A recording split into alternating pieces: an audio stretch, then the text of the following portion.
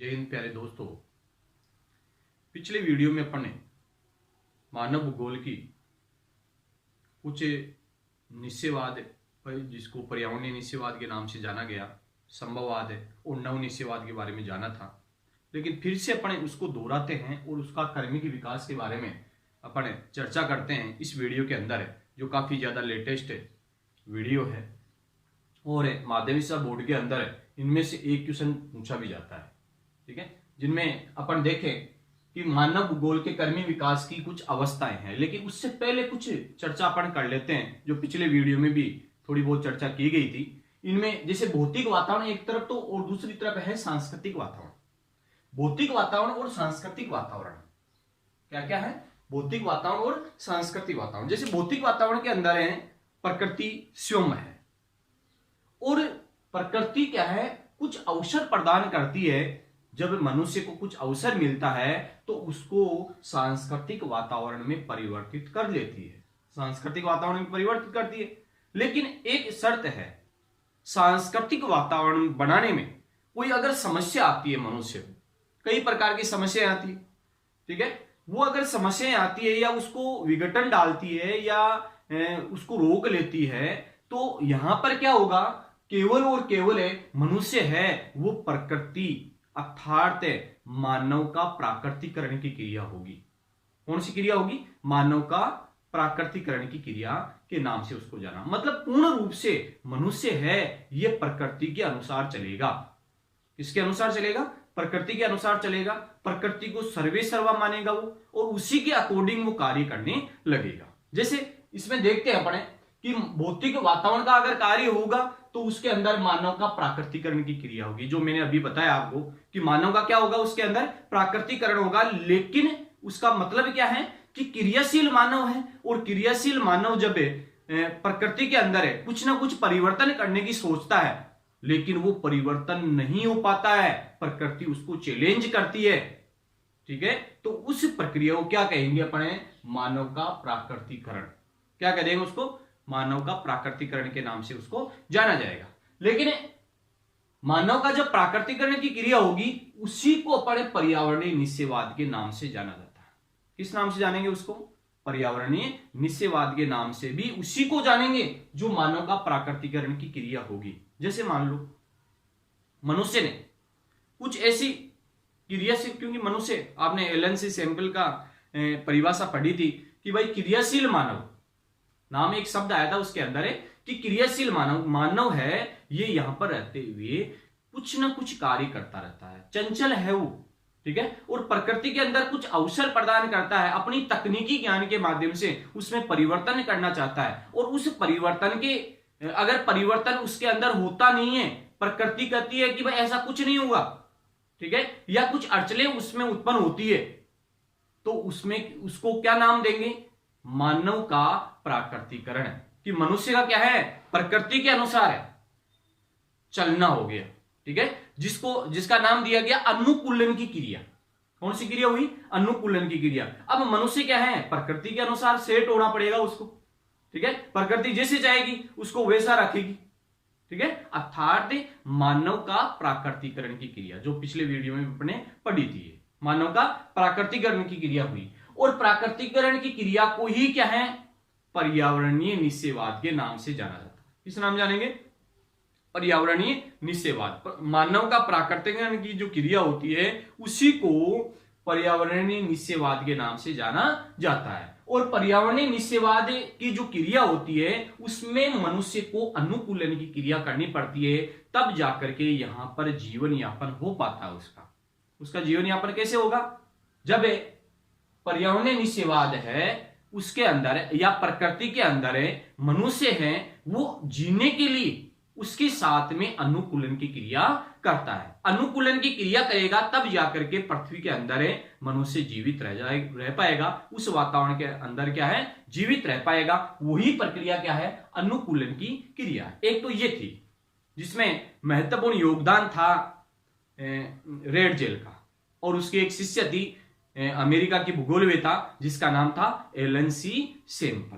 ठीक है, अब ये कहता है मनुष्य कि मनुष्य क्या है? धरातल पर रहते हुए, इस वातावरण में रहते हुए, पृथ्वी में रहते हुए वो कर्मिक विकास करना चाहता है, अपनी तकनीकी का उपयोग करना चाहता है, क्योंकि इसके अंदर तो तकनीकी लगी नहीं। आदि मानव जब भी तो नाम देते हैं इसमें कि भाई आदि मानव है, उसके पास में कोई तकनीकी नहीं थी, घुमक्कड़ प्रवृत्ति का था, किसी प्रकार का कोई सिस्टम नहीं था। इसके कारण से वो सर्वे सर्वा किसको मानते थे? प्रकृति को मानते थे। किसको मानते थे? वो प्रकृति को मानते थे। और प्रकृति की उन्होंने क्या है? पूजा की। किसके कारण से? डर के कारण से। क्योंकि वो कहता था कि प्रकृति सब कुछ है, और अगर वो किसी प्रकार का अभिशाप है या उसको खुश नहीं रखेंगे तो वो कुछ अभिशाप दे देगी, काफी ज्यादा नुकसान पहुंचेगा। ठीक है, इस प्रकार की कुछ भावनाएं थी। लेकिन जैसे जैसे कर्मिक विकास होता गया, तकनीकी ज्ञान बढ़ता गया मनुष्य का, तो कुछ संभावनाएं उनमें क्या है? व्यक्त की गई, संभावनाएं आई, और उसमें कुछ परिवर्तन किया मनुष्य ने तकनीकी विकास के कारण से। ठीक है, तो वही चीज प्रकृति का क्या हो गया? मानवीकरण। जैसे मान लो मकान बना करके रहने लग गया, पहले गुफाओं के अंदर रहता था या खुले आसमान के अंदर है, प्रकृति के अंदर है, अर्थात घने जंगलों के अंदर विचरण करता था वो, क्योंकि तकनीकी ज्ञान ही नहीं था उसको। लेकिन जैसे जैसे उसने तकनीकी ज्ञान हासिल किया, वैसे वैसे क्या किया, जिसको क्या नाम दिया गया? सांस्कृतिक वातावरण का नाम दिया गया। कई प्रकार के भूदर्शों का निर्माण किया गया, जैसे बंदरगाहों का निर्माण कर लिया, हवाई अड्डों का निर्माण कर लिया, सड़कों का निर्माण किया, रेल परिवहन का विकास किया उन्होंने। ठीक है, बड़े बड़े बांध बना करके जल को इकट्ठा किया। तो कई प्रकार का उन्होंने सिस्टम अपनाया, और उसी के आधार पर जिसको नाम दिया सांस्कृतिक वातावरण है, वो मनुष्य की तकनीकी के कारण से ऐसा किया गया।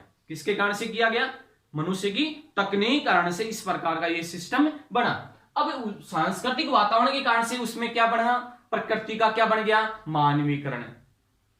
प्रकृति का क्या बन गया? मानवीकरण। जैसे मान लो प्रकृति है वो मनुष्य के अनुसार ढलने लग गई, प्रकृति है वो मनुष्य के अनुसार ढलने लग गई, क्योंकि मनुष्य ने तकनीकी का इस्तेमाल किया। किसका इस्तेमाल किया? तकनीकी ज्ञान का इस्तेमाल किया। इसके कारण से मानव का क्या हो गया? प्रकृति का क्या हो गया? मानवीकरण। जबकि इसमें क्या पढ़ा पढ़ने? तकनीकी के अंदर अगर कोई मान लो बाधा आ जाती है और वो वहीं का वहीं रुक जाता है, प्रकृति सर्वे सर्वा बन जाती है, इसका मतलब मानव का प्राकृतिकरण हो जाता है। लेकिन इसके अंदर क्या हो गया? प्रकृति का मानवीकरण। और प्रकृति का मानवीकरण हो गया, उसी को अपन संभववाद के नाम से जाना जाता है। मतलब पॉसिबिलिटी, संभावनाएं कुछ व्यक्त की गई। इस जगह क्या हो गई? कुछ संभावनाएं हुई। जैसे मान लो गर्मी पड़ रही है काफी ज्यादा, तो एसी का आविष्कार कर दिया मनुष्य ने, तो अपन ठंडे ठंडे बैठे हैं आराम से, एक रूम के अंदर है, एसी लगा दिए, ठंडे हैं, बाहर लू चल रही है। इसका मतलब मनुष्य ने प्रकृति को चैलेंज कर दिया कुछ हद तक, और अपने आप को मनुष्य क्या है? स्वामी मानने लग गया। प्रकृति का क्या बन गया? स्वामी। जबकि यहां पर क्या है? प्रकृति का दास है। दो चीजें हैं, यहां पर तो प्रकृति का दास है, कौन है? मनुष्य। लेकिन यहां पर क्या बन बैठा? स्वामी बन बैठा। मनुष्य क्या बन बैठा? स्वामी बन बैठा, प्रकृति का स्वामी। तो कौन सी में बना? अपने संभववाद के अंतर्गत। अब संभववाद से ही उसका क्या है? रूपांतरण किया गया, मतलब तकनीकी ज्ञान के अंदर रूपांतरण का कार्य किया गया। इसके कारण से वो संभववाद के अंदर है लौटा। और ये क्या बना? अनुकूलन की क्रिया करनी पड़ेगी, और इसके अंदर क्या करना पड़ेगा? रूपांतरण का कार्य करना पड़ेगा। और एक मध्यम मार्ग निकाला, उसका क्या निकाला? एक मध्यम मार्ग निकाला, जिसका नाम हुआ नवनिश्चयवाद। अर्थात अनुकूलन की क्रिया और रूपांतरण की क्रिया, ये समायोजन का कार्य किया उन्होंने क्या किया? अनुकूलन की क्रिया और रूपांतरण की क्रिया उन्होंने एक जगह इकट्ठा किया उसको, और क्या कर दिया? इसमें समायोजन कर दिया। वही तो चीज क्या कहलाई? नवनिश्चयवाद। क्या कहलाई वो? नवनिश्चयवाद के नाम से उसको जाना गया। इस प्रकार का मतलब सिस्टम बना इसमें। तो तीन विचारधाराएं होगी आपके, पर्यावरणीय निश्चयवाद, संभववाद और नवनिश्चयवाद। तीन मतलब विचारधाराएं हुई। कौन कौन सी? पर्यावरणीय निश्चयवाद, संभववाद और नवनिश्चयवाद। जिसमें पर्यावरणीय निश्चयवाद के अंदर सब कुछ है वो प्रकृति है। फिर से एक बार देख लो कि सब कुछ है, इसके अंदर क्या है? प्रकृति है, और मनुष्य केवल और केवल उसका दास है। मनुष्य को क्या करना पड़ेगा, प्रकृति के अनुसार चलना पड़ेगा, अनुकूलन की क्रिया करनी पड़ेगी, तब जाकर के यहां पर जीवित रह पाएगा। इसके बाद में दूसरे में अगर देखें तो यहां पर सब कुछ है वो मानव है, और मानव क्या है, प्रकृति का स्वामी बन बैठा कि जब चाहे मनुष्य परिवर्तन कर सकता है। जैसे कहते हैं ना आजकल कि मनुष्य ने ऐसी तकनीक का इस्तेमाल किया जिसमें आज जब चाहे मानव वर्षा करवा सकता है।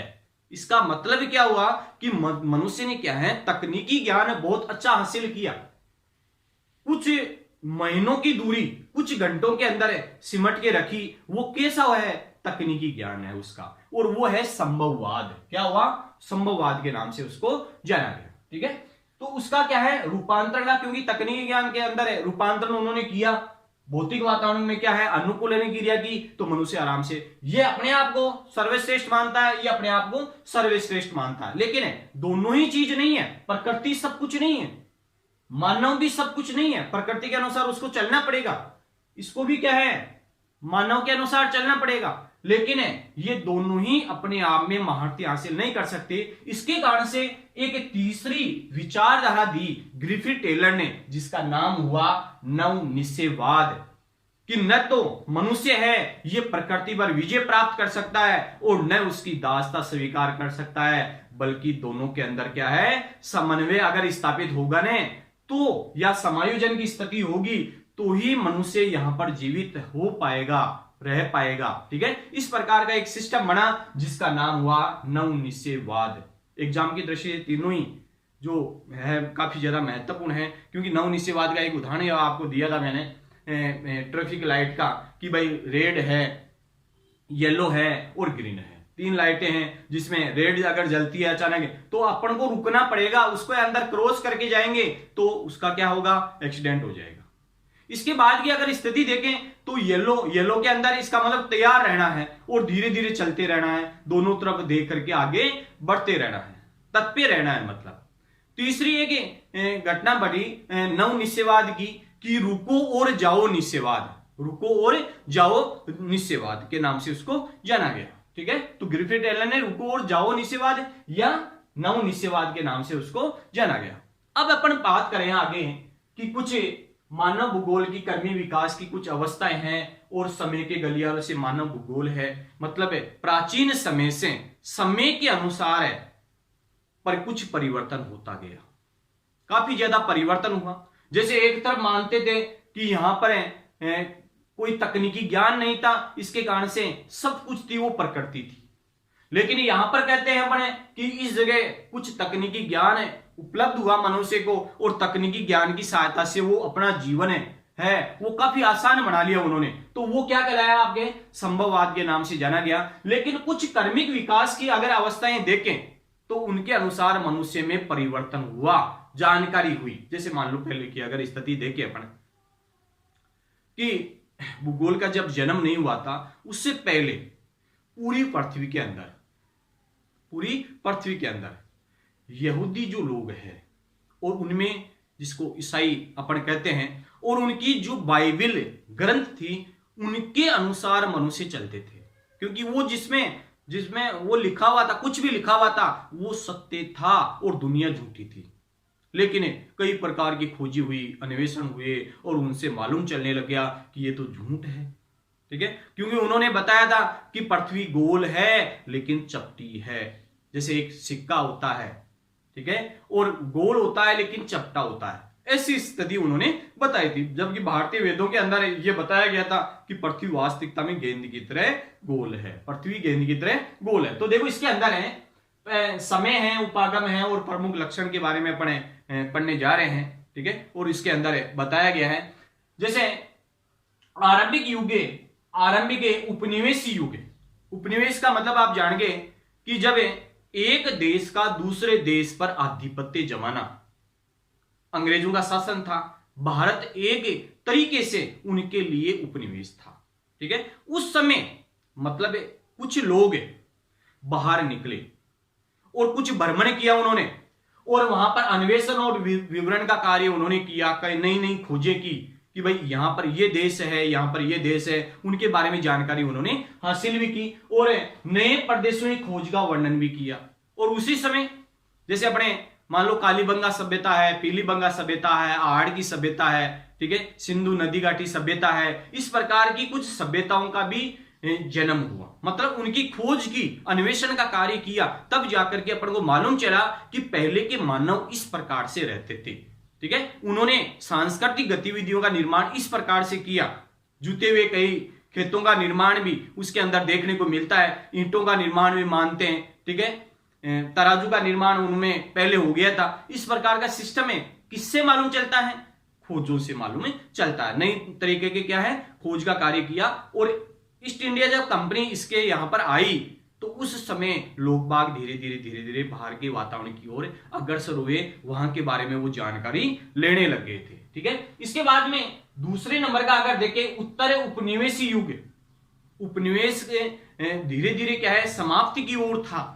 उस समय की बात कर रहे हैं तो उस समय क्या है, प्रादेशिक विश्लेषण का कार्य किया उन्होंने, प्रादेशिक विश्लेषण का कार्य, और प्रदेश के सभी पक्षों का क्या है, उन्होंने वर्णन किया। जैसे संपूर्ण पृथ्वी है और संपूर्ण पृथ्वी के अलग अलग क्षेत्रों को डिवाइड किया उन्होंने, अलग अलग पक्षों को डिवाइड किया और उनके बारे में जानकारी हासिल करने लगे। मतलब कर्मिक जानकारी, ये क्रमबद्ध विकास का कार्य उन्होंने सोचा, या कर्मिक रूप से उनमें क्या है, जानकारी लेने लगे, अलग अलग देशों की जानकारी लेने लगे, अलग अलग प्रदेशों की जानकारी लेने लगे। ठीक है, तो वो उत्तर उपनिवेशी युग का कार्य किया गया। इसके बाद में 1930 का दशक है, क्योंकि भारत जैसे देश स्वतंत्रता की ओर अग्रसर थे, स्वतंत्रता की लड़ाई लड़ रहे थे, उस समय की ये बात हो रही है। क्षेत्रीय विभेदन का कार्य किया गया। कुछ क्षेत्र ऐसे हैं जो वास्तविकता में कुछ अलग है, विशेष है। जैसे मान लो अपने उत्तर प्रदेश है और महाराष्ट्र है, उस जगह गन्ने का अत्यधिक रूप में उत्पादन होता है, तो वहां पर वो क्या है, अत्यधिक रूप में विकसित है, उस क्षेत्र में विशेष है। ठीक है, उसके बारे में कुछ जानकारी मिलती है। इसके अलावा देखें कि प्रदेश के विशेष गुणों के आधार पर अन्य प्रदेशों से क्या है, उन्होंने भिन्नता ढूंढी। जैसे पंजाब हरियाणा है, आज उसका देखें तो देखते ही मालूम चलेगा कि भाई क्या हरियाली है उस जगह। ठीक है, जबकि राजस्थान का पश्चिमी क्षेत्र देखें तो राजस्थान के पश्चिमी क्षेत्र के अंदर अगर देखें तो ये देखें कि भाई यहां पर क्या है, डेजर्ट क्षेत्र है, पूरा का पूरा क्या है, मरुस्थल का क्षेत्र है। ठीक है, जबकि असम की ओर अगर देखें, अरुणाचल प्रदेश की ओर देखें तो उस जगह देखें कि भाई पहाड़ी प्रदेश हैं और चाय की बागान है, कितने अच्छे हैं। दार्जिलिंग वाला जो क्षेत्र है पश्चिम बंगाल के अंदर है, और उस जगह का नजारा कुछ देखें तो कुछ रमणीय है। ठीक है, तो इस प्रकार का मतलब सिस्टम उसके अंदर तैयार किया गया।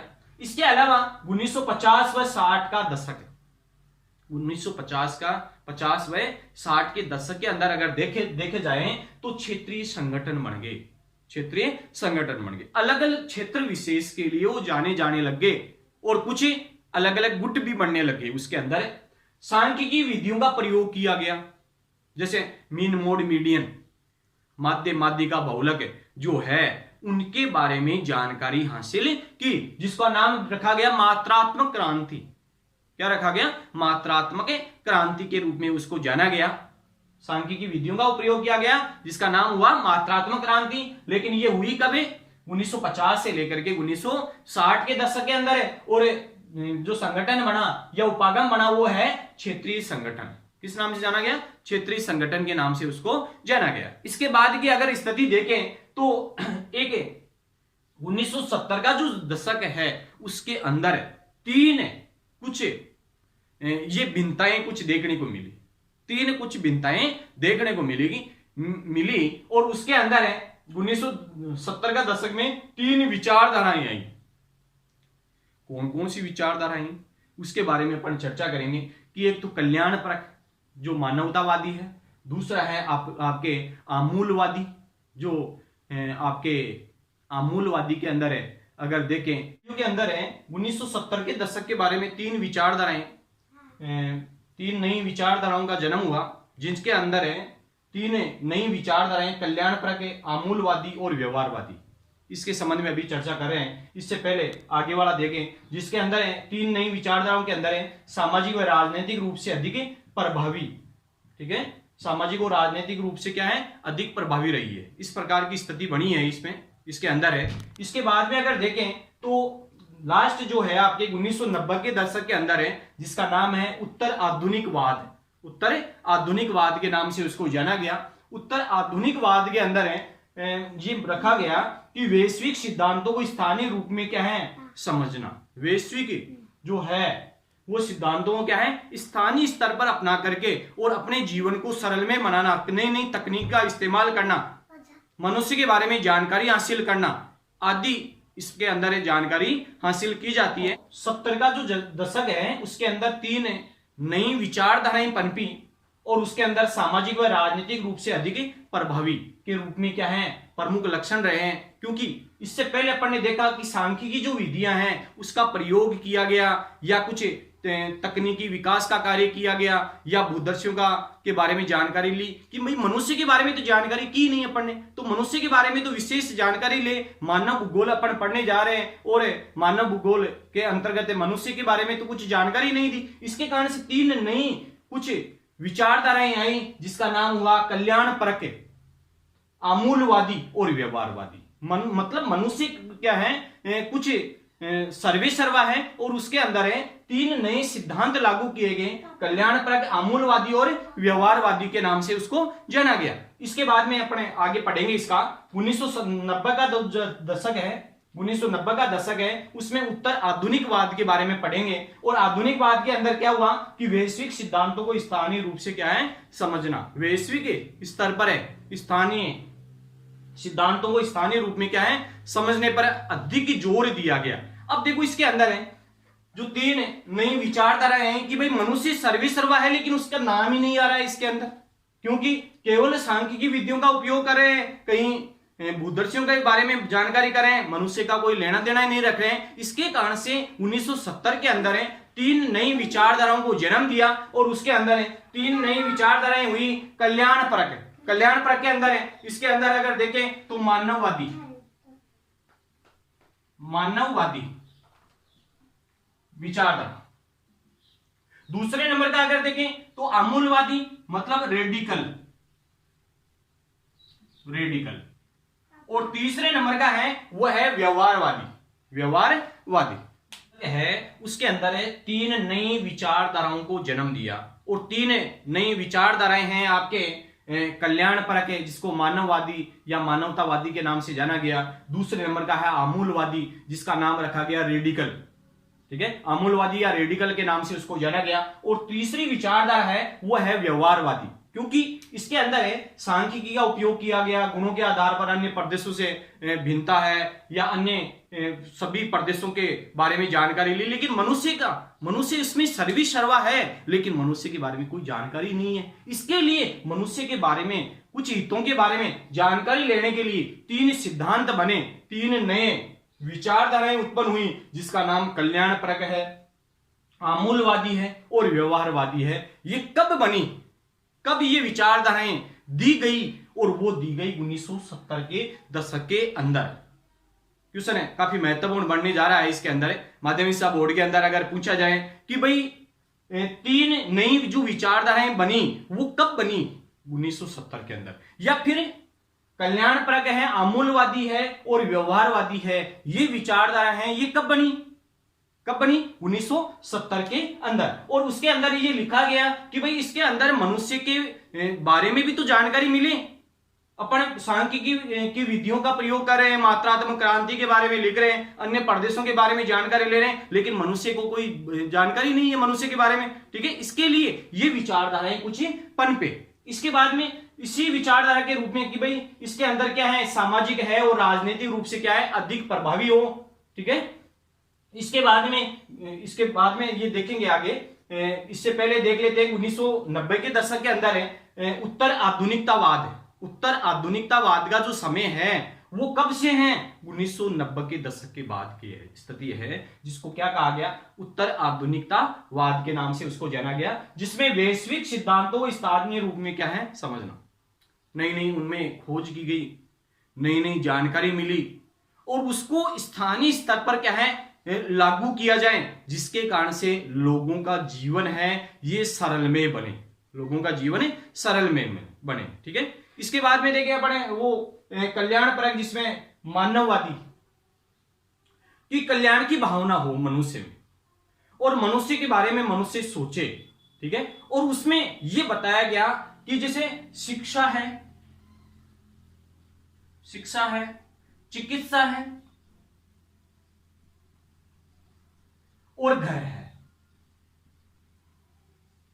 इनमें मनुष्य क्या है आगे हो, प्रत्येक को कुछ मूलभूत सुविधाएं हो, शिक्षा का अच्छी शिक्षा हो उनके लिए, अच्छा स्वास्थ्य हो उनका, और रहने के लिए मकान हो या रहने के लिए घर हो, ठीक है। तो ऐसी एक विचारधारा है जो कल्याण का कार्य करना चाहती है मनुष्य के बारे में, जिसका नाम है कल्याणपरक विचारधारा। कौन सी विचारधारा है?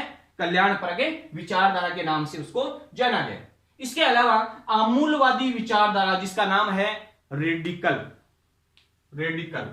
अर्थात गरीबी के बारे में विशेष रूप से इसमें सोचा है। कार्ल मार्क्स का सिद्धांत है कि कुछ असमानता है, जैसे असमानता का मतलब भी गरीबी है। कार्ल मार्क्स इसमें विशेष रहा है। कार्ल मार्क्स का जो सिद्धांत है यह बताता है कि यहां पर काफी ज्यादा असमानता देखने को मिलती है। एक व्यक्ति काफी ज्यादा ऊंचाइयां अर्थात काफी ज्यादा पैसे वाला है, एक गरीब है। इतना असमानता इसके अंदर क्यों?